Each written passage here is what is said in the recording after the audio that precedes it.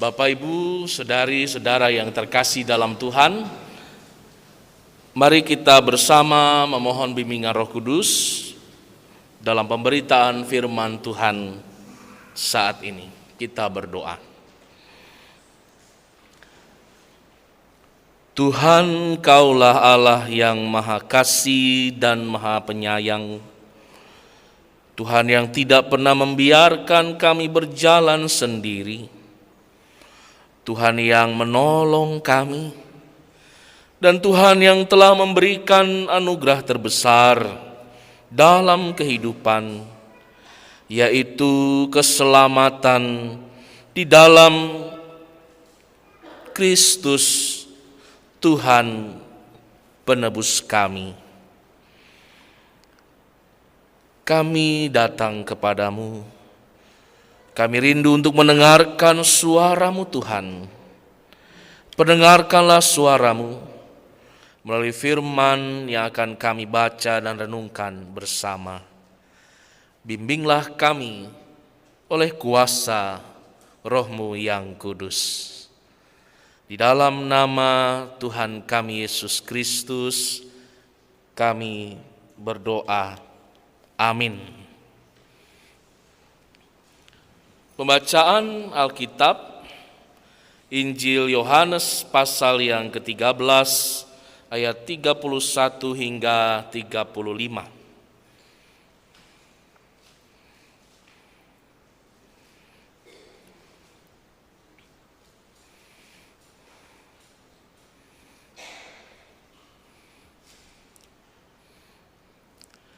Saya akan membacakan bagi kita sekalian.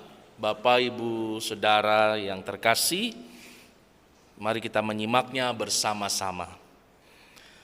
Yohanes 13 ayat 31 hingga 35 begini ada tertulis. Perintah baru. Sesudah Yudas pergi, berkatalah Yesus, sekarang Anak Manusia dipermuliakan dan Allah dipermuliakan di dalam Dia. Jikalau Allah dipermuliakan di dalam Dia, Allah akan mempermuliakan Dia juga di dalam dirinya, dan akan mempermuliakan Dia dengan segera. Hai anak-anakku, hanya seketika saja lagi aku ada bersama kamu.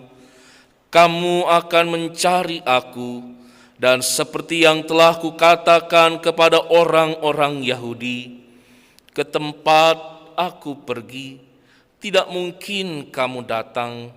Demikian pula aku mengatakannya sekarang juga kepada kamu. Aku memberikan perintah baru kepada kamu, yaitu supaya kamu saling mengasihi, sama seperti aku telah mengasihi kamu. Demikian pula kamu harus saling mengasihi. Dengan demikian semua orang akan tahu bahwa kamu adalah murid-muridku, yaitu jikalau kamu saling mengasihi. Demikianlah pembacaan firman Tuhan. Yang berbahagialah mereka yang mendengar firman Allah dan memelihara di dalam hidupnya. Haleluya.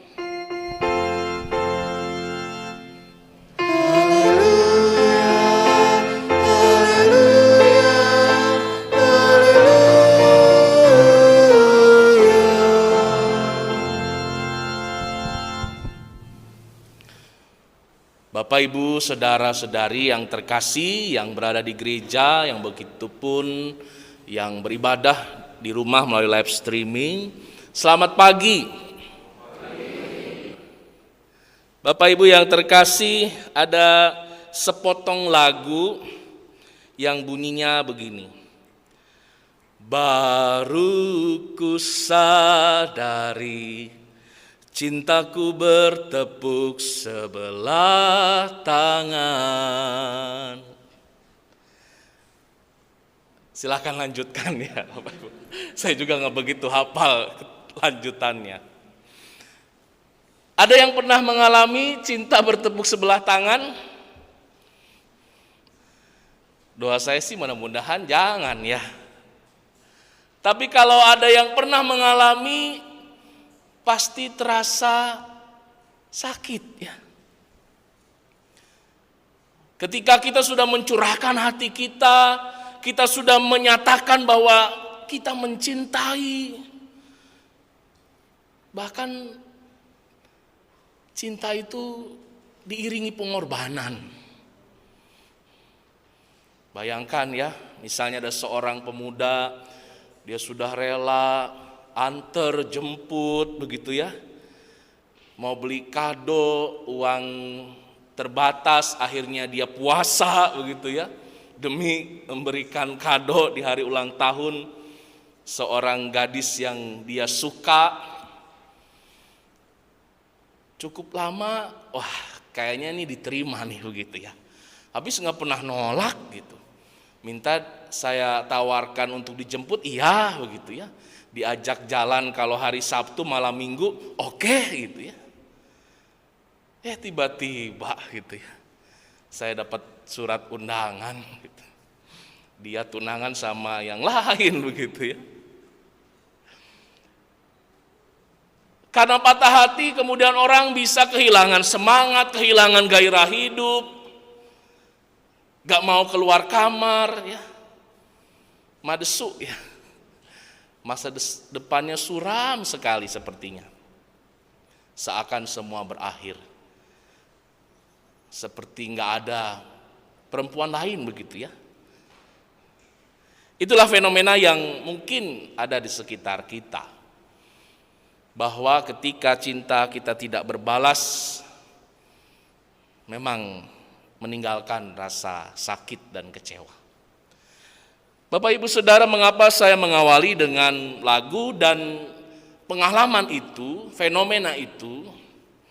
Karena kalau kita perhatikan, Yesus Kristus yang datang ke dunia menjadi Tuhan dan Juru Selamat kita, tapi juga menjadi guru, menjadi rabi bagi murid-murid, bagi banyak orang. Betapa Tuhan sudah menyatakan cinta yang luar biasa. Tuhan sudah menunjukkan kasih sayang yang tidak terbatas. Namun, kasih sayang dan cinta Tuhan itu kadang tidak berbalas, tidak mendapat balasan. Bertepuk sebelah tangan. Murid-murid ternyata seringkali mengedepankan keinginan mereka, keegoan mereka. Bukannya mendengarkan perkataan gurunya sebagai wujud kasih mereka. Mereka justru gontok-gontokan ya. Memperebutkan siapa yang paling besar. Bapak Ibu Saudara yang terkasih dalam Tuhan, bahkan kalau kita mengikuti, kita mengingat kembali saat-saat terakhir sebelum Kristus Tuhan kita disalibkan. Ada muridnya yang berkhianat. Ada muridnya yang menyangkal dia. Kalau Kristus Tuhan itu manusia biasa seperti kita, maka betapa dia akan kecewa.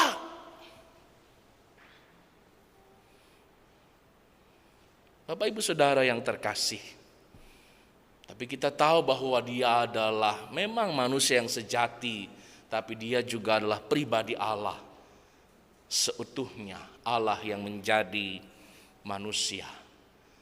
Karenanya cintanya tidak akan bisa ditandingi oleh siapapun. Tidak ada seorang pun yang bisa menyamai kasih Allah di dalam Kristus bagi kita. Dan kasih itulah yang diajarkan oleh Kristus bagi Bapak Ibu Saudara dan saya tentunya. Dalam bacaan kita, Tuhan mengawali dengan memberitahu kepada murid-murid bahwa ada saatnya mereka tidak lagi bersama-sama dengan guru mereka. Karena Yesus akan pergi ke tempat yang tidak bisa didatangi oleh murid-murid atau manusia manapun juga. Yang dimaksud oleh Kristus adalah saat ketika Kristus mati di kayu salib dan turun ke dalam kerajaan maut.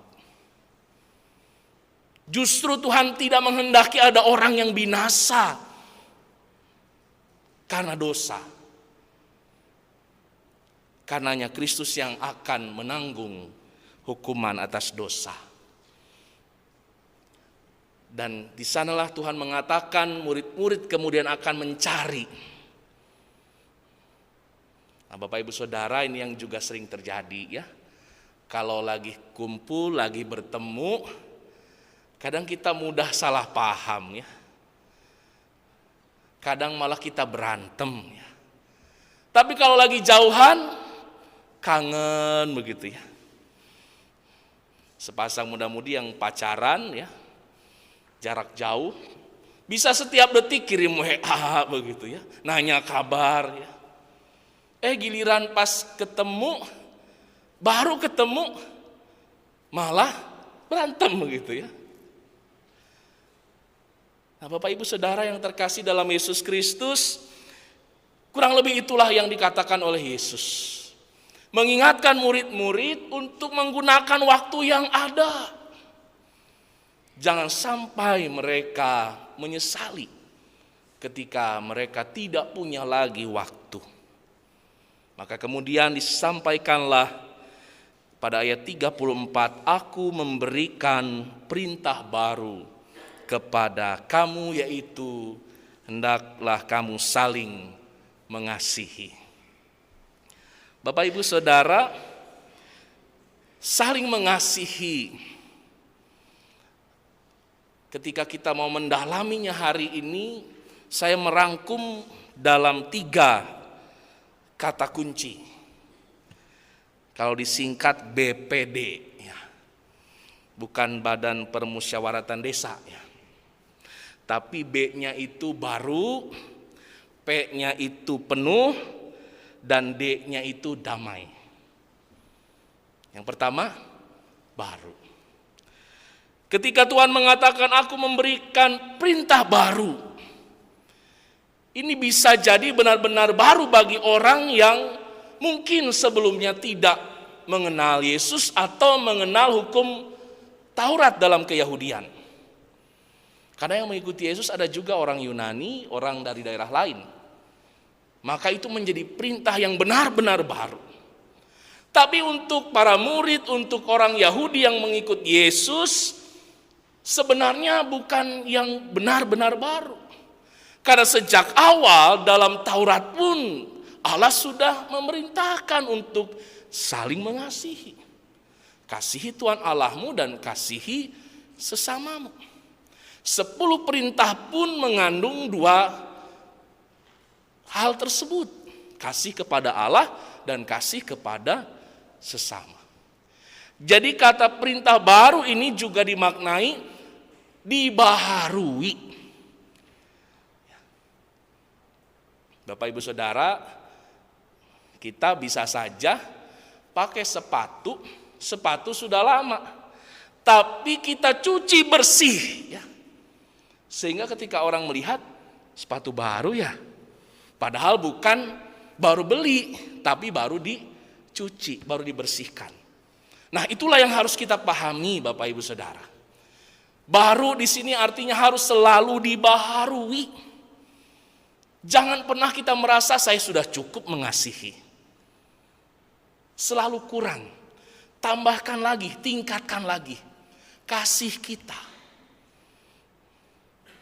Bapak Ibu yang terkasih dalam Tuhan, hari ini adalah hari keluarga internasional. Maka saya tidak akan bicara yang jauh-jauh, bicara tentang keluarga. Bagaimana kasih dalam keluarga itu selalu dibaharui.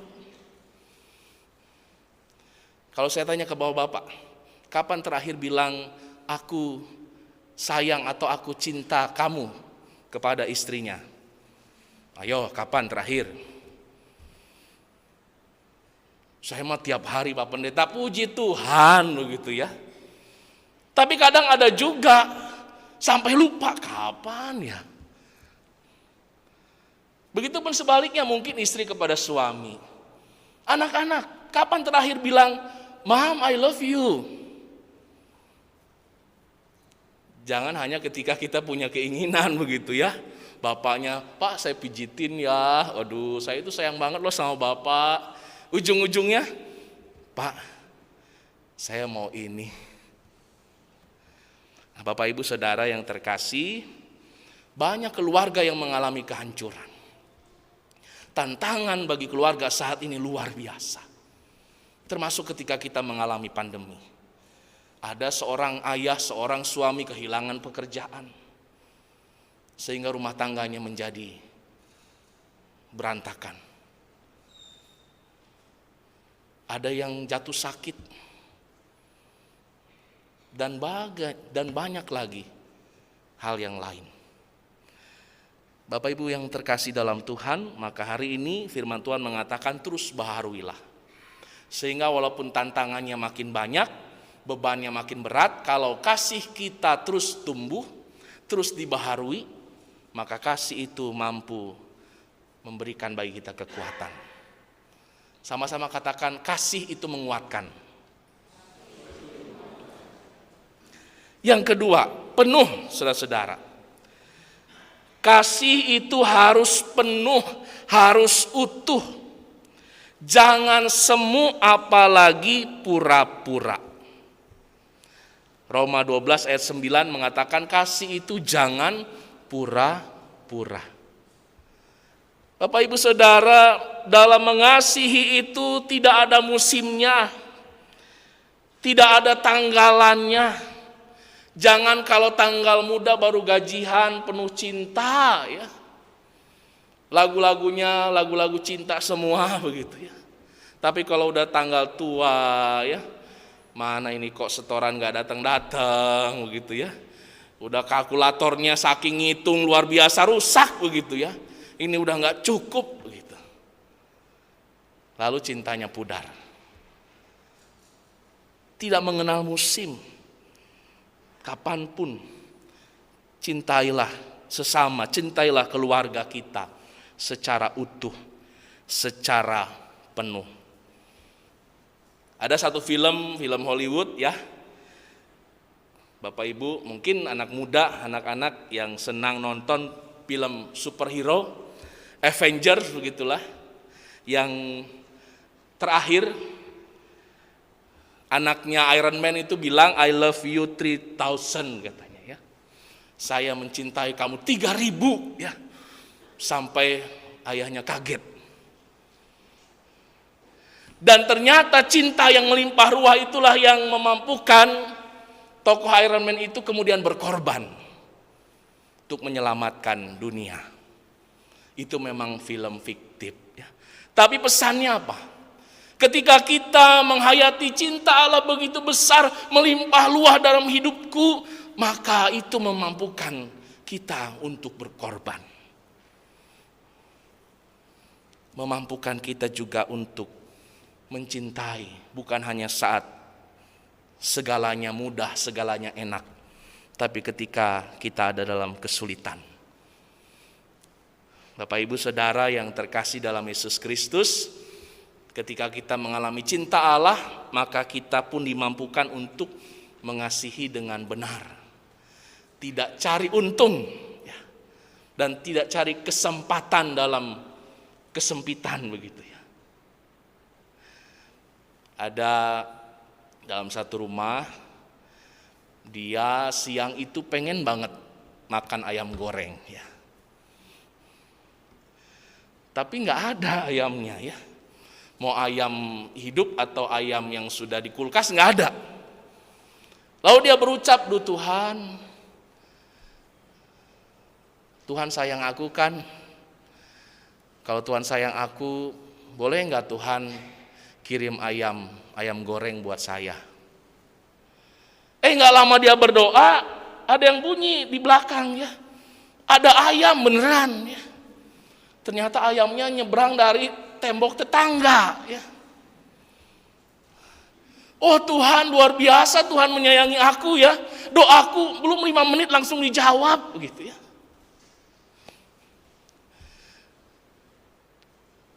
Tapi kalau dia makan gitu, ayam itu dipotong, digoreng tanpa izin, berarti dia mencuri.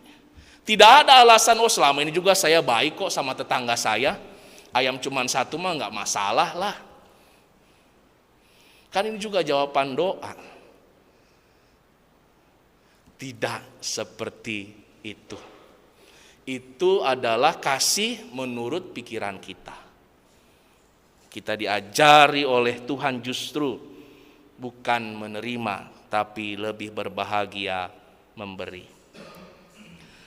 Yang ketiga dan yang terakhir, saudara-saudara, damai. Saling mengasihi itu menghadirkan damai dimanapun kita berada. Ada sebuah buku tentang keluarga menyebutkan kalau ada kasih Kristus dalam keluarga itu ada beberapa hak. Yang pertama, home sweet home. Jadi rumahnya itu menjadi rumah yang penuh damai. Sejuk, bukan karena ada AC-nya ya, tapi karena di rumah itu selalu penuh kasih sayang, saling menghormati, saling menghargai. Kemudian hal yang kedua ada help, selalu ada pertolongan. Ketika yang satu perlu bantuan, maka anggota keluarga yang lain siap membantu, siap menolong. Kemudian ada hope, ada harapan. Karena kita mau berjuang bersama, kita mau mengerahkan apa yang kita mampu, tidak saling mengandalkan dan tidak menggantungkan diri pada yang lain. Kemudian ada happiness, ada kebahagiaan, ada sukacita. Tapi kalau tidak ada kasih Kristus di dalamnya, bukan hak seperti itu yang muncul. Dari home sweet home bisa kemudian berubah menjadi hotel. Yang tadinya, aduh saya mah betah di rumah, saya mah senang di rumah, sejuk, adem. Jangan sampai rumah menjadi seperti hotel, datang cuman buat nginep, karena merasa tidak damai. Sebentar-sebentar berantem, sebentar-sebentar cekcok. Datang ke rumah sebentar, perginya lama ya. 3 kali lebaran. Kalau kita bukan lebaran, 3 kali Natal, 3 kali Paskah nggak pulang-pulang ya. Patoyib. Bapak Ibu Saudara, jangan sampai dari hotel kemudian berubah menjadi hell, neraka. Wah, kalau di rumah itu panas, gerah, anak-anak nggak betah, ya. Istri nggak betah, suami nggak betah, udah akhirnya rumahnya dikontrakin, orang-orangnya pergi kemana-mana nggak jelas. Bapak Ibu Saudara yang terkasih, mari kita dedikasikan kasih kita untuk merawat, untuk memelihara dan mewujudkan keluarga, sehingga rumah itu selalu penuh dengan sukacita. Memang tidak mudah, tetapi ketika kita mau merendahkan hati, memohon kepada Tuhan untuk memampukan kita, menanggalkan ego, percayalah kita boleh melakukan apa yang menjadi perintah Tuhan hari ini. Dan kita semua layak untuk menjadi murid Yesus. Selamat terus menyatakan cinta dimanapun dan kapanpun saudara berada. Cinta yang bersumber dari Kristus. Amin.